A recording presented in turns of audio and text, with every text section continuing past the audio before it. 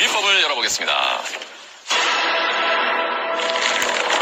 줄기세포로 70대가 20대 될 수 있다. 줄기세포 전문가 김윤배 고수. 70대가 20대가 될 수 있다고요? 네, 줄기세포.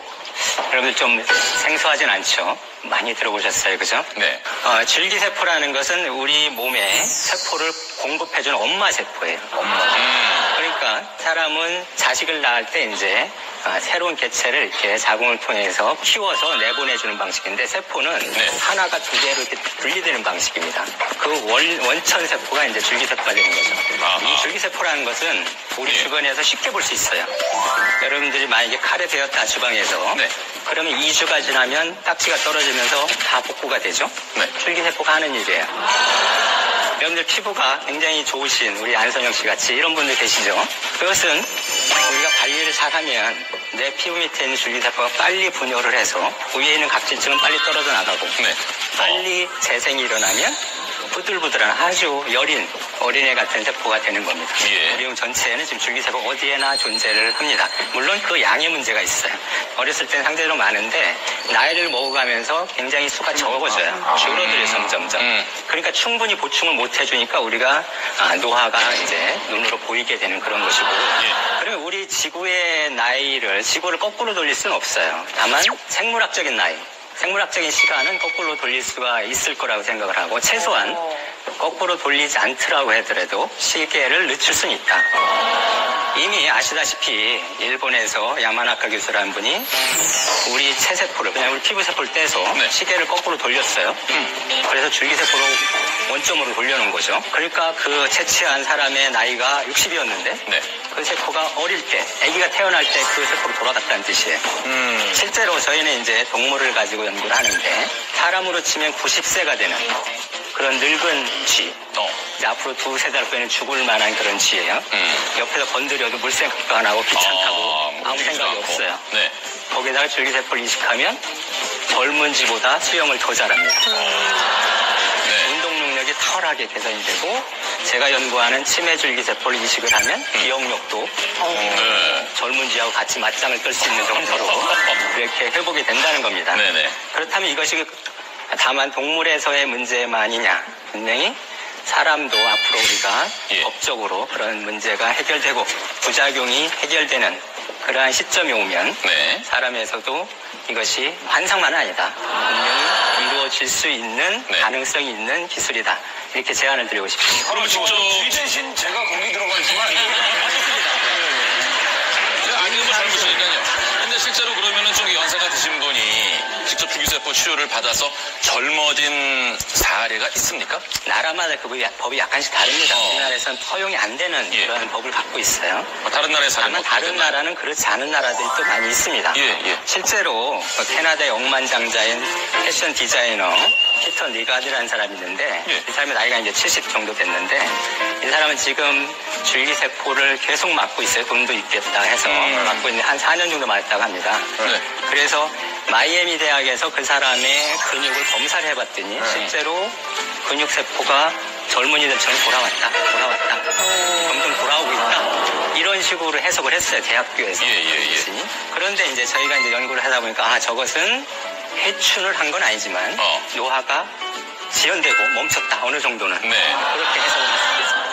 아니 근데요 저는 이제 나이가 저도 뭐 어느 정도 이렇게 되니까 제일 걱정스러운 게 치매 없이 살다가 갔으면 좋겠다는 생각인데 그 줄기세포로 치매 없이 잘 늙어갈 수 있게 이렇게는 그런 방법은 없나요? 네, 저희가 연구하는 주 테마가 치매 줄기세포 치료입니다.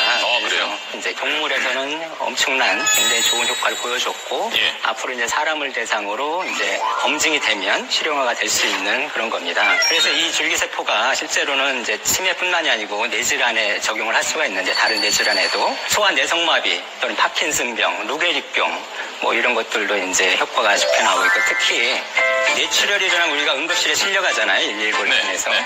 가서 3시간 이내에 이 혈관을 뚫어주지 않으면 이제 반신불수가 되는 정도로 이렇게 되는데 물론 아직까지는 동물 실험 결과지만 줄기세포를 그때 혈관 뚫을 때 주사를 하게 되면은 뇌경색 면적이 10분의 1로 줄어들어요. 그러면 사람인 경우라 그러면 그러면 아직은 성급한 판단이지만 네. 반신줄 불수가 될 수 있는 사람이 걸어 나올 수도 있겠다. 이 정도의 효과를 내고 있습니다. 아, 그런 예측이 가능하군요. 양재진 교수님, 뭐 또 다른 질병에도 이게 적용이 될 수 있습니까? 실제로 지금 그 임상연구 중에서 3상 연구, 그러니까 마지막 연구를 진행하는 걸로 알고 있는 게 이제 척수 질환이죠. 네. 그러니까 척수 손상 질환.